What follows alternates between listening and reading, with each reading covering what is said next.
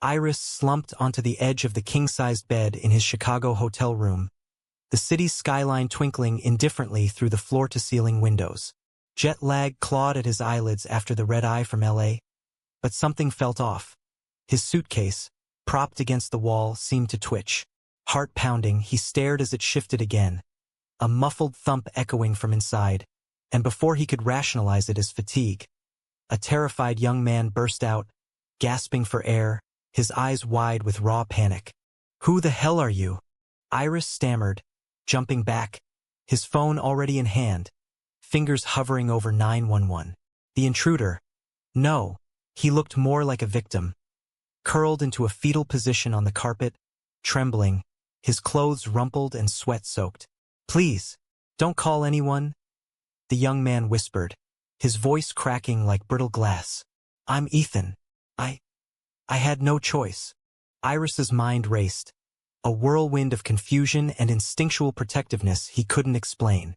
As a prominent gay blogger with over 1 million followers, he'd chronicled coming-out stories, pride marches, and the brutal underbelly of rejection, but nothing prepared him for this. Ethan, barely 19 by the look of him, explained in halting breaths how he'd spotted Iris at O'Hare Airport, recognized him from viral posts about LGBTQ+ rights, desperate to escape his conservative family in rural Illinois, who discovered his secret and threatened conversion therapy. Ethan had slipped into the unlocked suitcase during a chaotic baggage claim mix-up. It was impulsive, insane, but in that moment, Iris represented hope. Inside, Iris battled a storm of doubt. What if this is a setup? A scam to ruin my reputation? He'd built his life on authenticity, sharing his own painful journey from a closeted teen to an outspoken advocate. But vulnerability had its prices.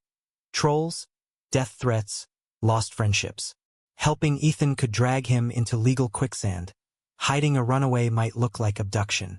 Yet, as Ethan wiped tears from his dirt-streaked face, Iris saw echoes of his younger self, the boy who'd hidden under beds to avoid his father's rage. If I turn him away, am I any better than the people who rejected me? The question gnawed at him deeper than logic. They talked through the night, Ethan unraveling his story like a frayed thread. His parents, devout churchgoers, had found messages on his phone to a boy at school. Innocent flirtations that shattered their world. "You're sick," his father had snarled, locking him in his room while arranging for a camp that promised to fix him. Ethan had overheard plans to ship him off the next day, so he fled to the airport with nothing but the clothes on his back and a stolen credit card. Spotting Iris, whose blog had been his lifeline during sleepless nights, felt like fate.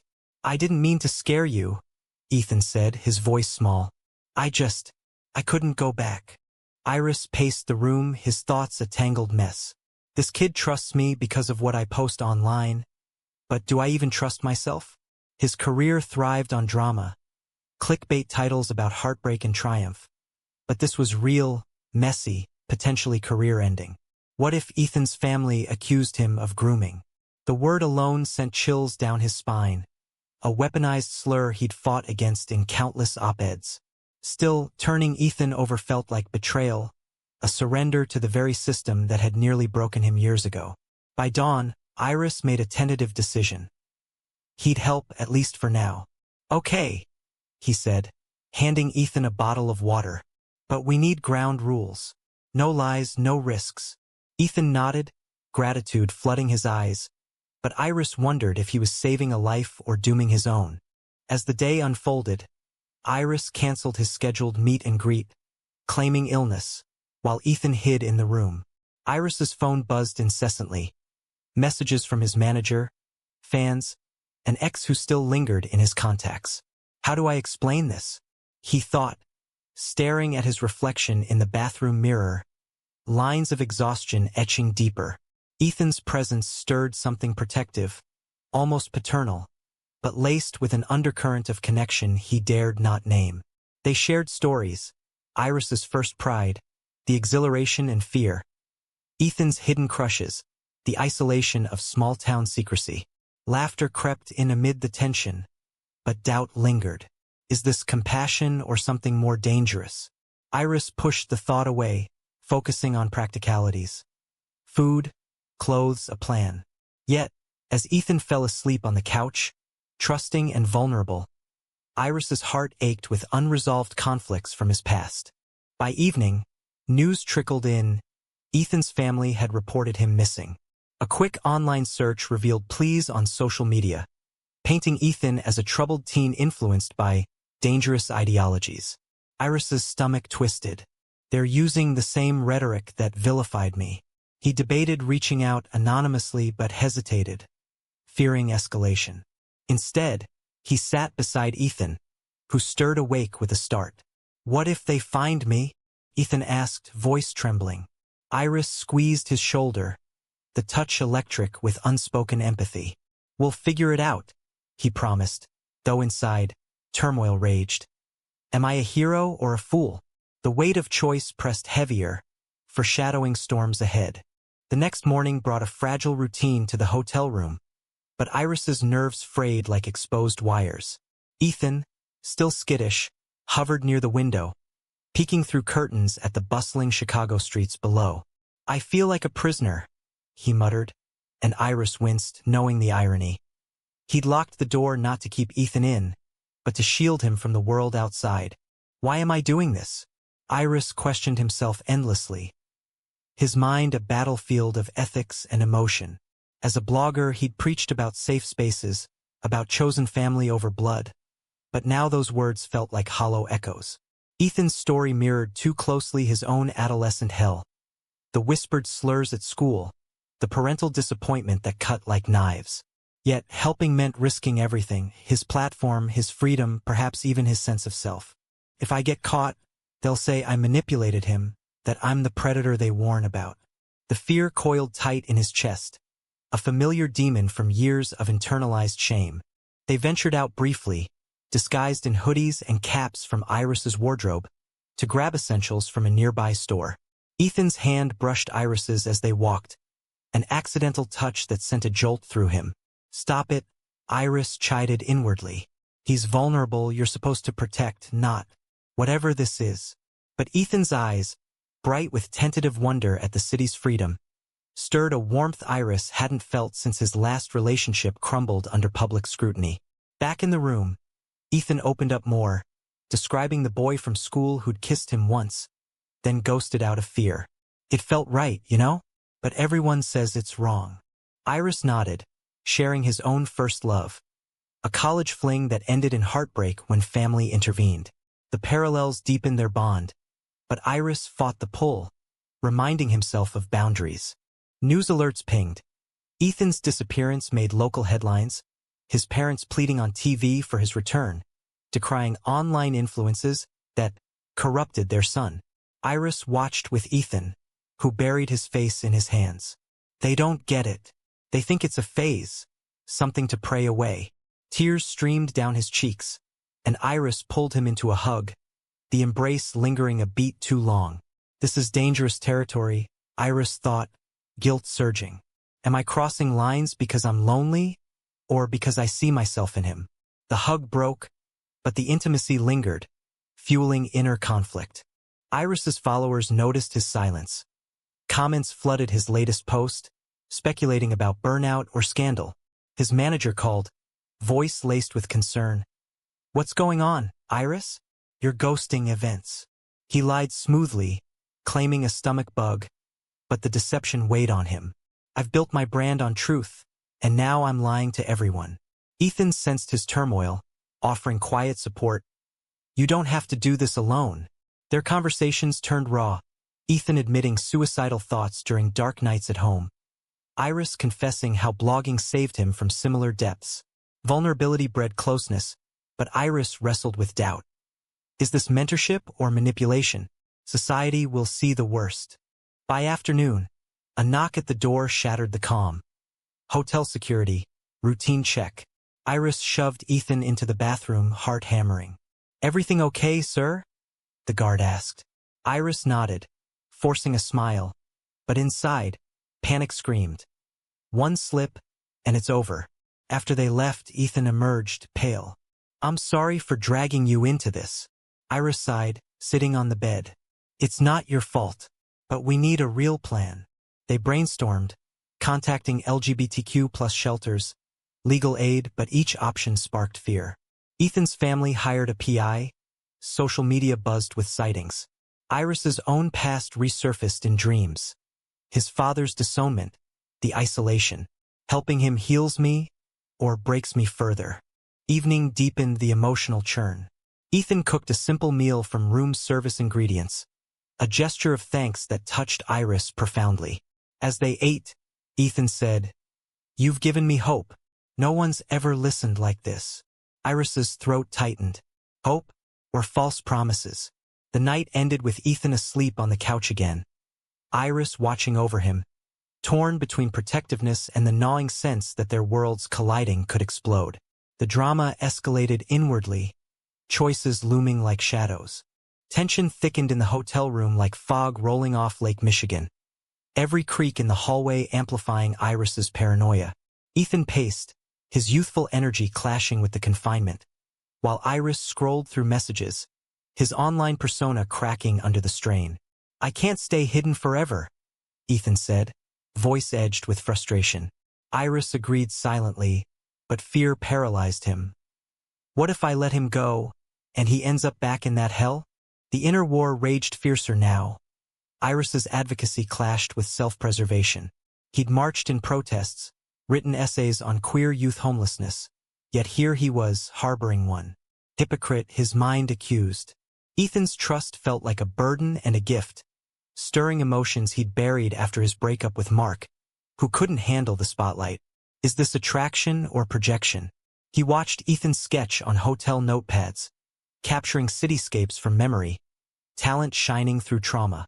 "You're good," Iris said. Ethan blushed. "It's my escape." The compliment hung heavy, laden with unspoken layers. A call from an unknown number jolted them. Ethan's sister, tracing his phone's last ping. "Please come home," she begged when Ethan answered on speaker. "Mom and Dad are worried sick." Ethan's face crumpled. "They want to change me." The line went silent, then accusations flew. "Who's with you?" "Some stranger from the internet." Iris's blood ran cold. "They know." Ethan hung up, sobbing. "I love them, but they hate who I am." Iris held him, the embrace charged with conflict. Comfort or complication? Guilt flooded him. His blog had inspired Ethan, but at what cost? Social media erupted. A viral thread speculated Iris's involvement, twisting facts into scandal. "Famous gay influencer kidnaps teen?" One post read. Iris's followers divided, supporters defended, detractors accused. His manager emailed, "Damage control now." Iris stared at the screen, heart aching. "I fought for visibility, but this could erase me." Ethan, sensing the shift, confronted him. "If I'm ruining your life, I'll leave." The words stung, forcing Iris to admit his fears. "It's not you. It's me, scared of losing control." Their dialogue deepened, exposing wounds. Ethan's abandonment issues, Iris's trust deficits. They sought advice anonymously online, connecting with a queer hotline. The counselor urged legal steps, emancipation if possible, but warned of family backlash. Ethan hesitated. "Part of me wants to fix things." Iris nodded, masking jealousy at the lingering family tie he lacked. "Why fight for something that hurts you?" Inner monologues swirled. Memories of his own failed reconciliation, the letter from his father calling him lost, helping Ethan reopen scars, intensifying the drama. By night, a PI knocked. Ethan's family tracked the hotel. Iris answered, feigning ignorance, but the man pressed, "Seen this boy?" Ethan hid, breath held. After terror gripped them. "We have to run," Ethan whispered. Iris agreed, packing hastily, but doubt assaulted. Am I enabling avoidance or enabling survival? They fled to a motel on the outskirts, the drive silence save for Ethan's quiet tears. In the dim room, Ethan confessed, "I think I'm falling for you." Iris recoiled inwardly. No, this can't happen. But his heart betrayed him, echoing the sentiment. The revelation amplified turmoil, choices fracturing his resolve. fleeing deep in the abyss in Iris's soul, the motel's neon sign flickering like his wavering convictions. Ethan slept fitfully beside him on the lumpy bed. Platonic, insisted upon, but proximity ignited forbidden sparks. This is wrong, Iris tormented himself. He's barely out of high school, reeling from trauma. I'm 30, supposed to be the adult. Yet, Ethan's vulnerability mirrored his own past self, blurring lines between savior and suitor. The escape route twisted. They headed south to a friend's safe house in Indiana, but news hounded them. Ethan's parents went national, interviews decrying groomers in the LGBTQ+ community, subtly targeting Iris's profile. His inbox overflowed with hate. Pervert. Hero. Supporters rallied, but the divide gutted him.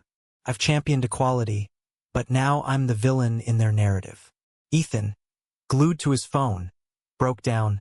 They're lying about me. Iris comforted, arms enveloping, the touch now laden with unspoken desire. Stop, he pleaded internally, but loneliness whispered justifications. Confrontations escalated. Ethan called home, voice shaking. I'm gay, and that's okay. His father's rage boomed. Not in my house. The hang-up left Ethan shattered, clinging to Iris. You're my family now. The words pierced, evoking Iris's disownment. The slammed door, endless solitude. Am I replacing what he lost or exploiting it? Their bond intensified, shared whispers in the dark revealing dreams. Ethan's art school aspirations. Iris's unwritten memoir. But romance simmered beneath, a dangerous undercurrent. A close call at a gas station. A patron recognized Iris, snapping photos. They sped away, hearts racing. This can't last, Iris admitted. Ethan nodded, eyes pleading. But us? The question hung, forcing Iris's confession. I feel it too, but it's complicated. Tears flowed, emotions raw. Fear of rejection, societal judgment. Love in hiding, ironic for a pride advocate. Inner conflict peaked. Pursue this and lose credibility. Deny it and lose him. They reached the safe house, a queer-friendly haven, but tension mounted. Friends questioned, is he legal? Iris bristled, defending, but doubt seeded. Ethan overheard, confronting, do you see me as a kid? The argument flared, exposing insecurities, Ethan's need for validation, Iris's fear of scandal. Reconciliation came in quiet apologies, hands entwined, but restraint held. This pull is torture. The night amplified anguish, choices clawing at his core. Sanctuary proved illusory. Dawn brought police at the door, tipped off by Ethan's family. Iris's world imploded. Handcuffs clicked, Ethan torn away screaming. He's not a victim, Iris yelled, but accusations flew. Abduction, influence. In interrogation, truth emerged, Ethan's voluntary flight, but damage scarred deep. I tried to help and it destroyed us. Separated, Iris languished in holding, mind a maelstrom of regret. Was my involvement selfish? Did I fuel his rebellion for my own redemption? Ethan's parents arrived, faces etched with fury and fear. In court, testimonies clashed. Ethan's plea for autonomy versus parental control. Iris testified, voice steady. He deserves freedom to be himself. But media spun it as scandal, his followers fracturing further. Advocacy or arrogance. The judge ruled Ethan emancipated, but with conditions, counseling, distance from Iris. Reunited briefly, emotions overflowed. You saved me, Ethan whispered. Iris shook his head. I complicated everything. Their goodbye lingered. A chaste kiss on the cheek igniting what-ifs. Could we have been more? Iris returned to blogging posts rawer, addressing the gray areas of help and harm. Ethan pursued art, their paths diverging yet linked by shared pain. Months later, Iris reflected on the chaos. The suitcase surprise, the flight, the forbidden feelings. Society debated rights versus family, love versus law. But in his heart, the question burned. Was hiding Ethan an act of heroism or recklessness?